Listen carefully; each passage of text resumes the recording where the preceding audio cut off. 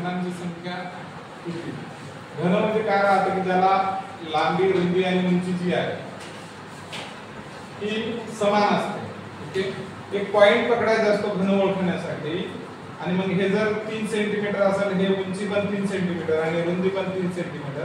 आणि मग घन का म्हणतात त्याला? आपण 3 चा घन असा लिहित असतो आणि 3 गुणिले 3 3 9 3 27 अशा पद्धतीने एखादा घन निर्माण होतो. तर घन का म्हणायचं एखाद्या गोष्टीला?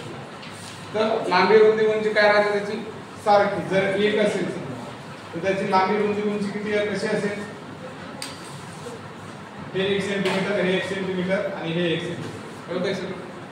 मग आता इथं पण नाही का, जर हे बॉक्स बघितला तर हे काय आहे? घन आहे. हे लांबी, रुंदी एक पॉइंट पकडायचा. हे झाली रुंदी, समजा लांबी झाली, ही रुंदी झाली आणि ही उंची झाली. एका पॉइंट पासून 3 बाजूकडे जाते लांबी, रुंदी, उंची.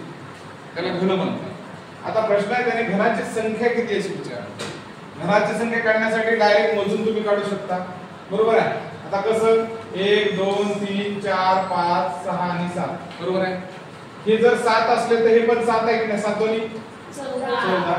पुन्हा हे बघा 1 2 3 4 5 5 5 10 झाल्या. आणि हे किती झाले? 1 2 3 4 5 6 किती झाले? 6 4 10 अशी शून्य आता किती झाले? 30. ओके, हे उत्तर. आणखीन एका पद्धतीने नाही का आपल्याला काढता येतं. काय पद्धत काढता येते की लांबी गुणिले रुंदीचं जे सूत्र आहे. समजा इथं बघा, इथं किती डबे कमी पडत आहेत? तर 2, ठीक आहे. आणि इथं किती कमी पडत आहेत? 1 आणि इथली 1 2 आणि 3 5 डबे कमी पडत आहे. लांबी गुणिले रुंदीचं सूत्र काय? 1 2 3 4 5 6 आणि 7.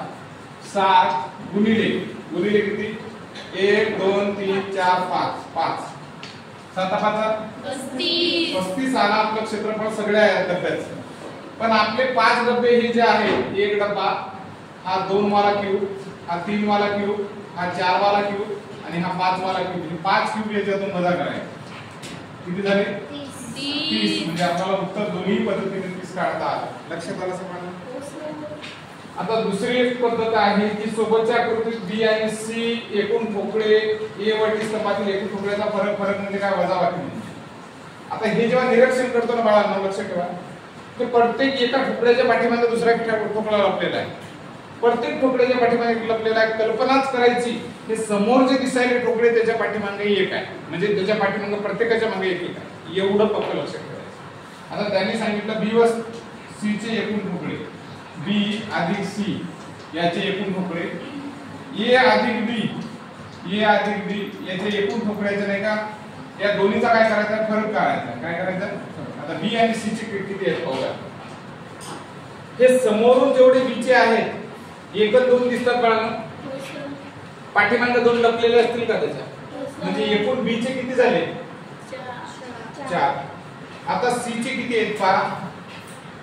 इथं 3 दिसत आहे समोरून, 1 2 3. पाठीमागे किती असतील? 3 आणि 3 किती? 6. मग बी चे आणि सी चे मिळून किती झाले? 10 झाले. एवढं कळलं. आता बघा याचा एकच दिसायला तर पाठीमागे 1 असणार आहे त्याचा, म्हणजे किती झाले? 2. आणि डी चे बघा इथं 4 दिसत आहेत, तर पाठीमागे पण 4 लपलेले असणार. 4 आणि 4 8. या दोनची बेरीज किती झाली? 10. ठीक आहे. आता पहा, त्यांनी विचारला की या दोन्हीच्या याच्यातला फरक किती आहे विचारला. फरक किती आहे? 10 वजा 10 म्हणजे 0. काय उत्तर आलं? 0. कळतंय सगळं?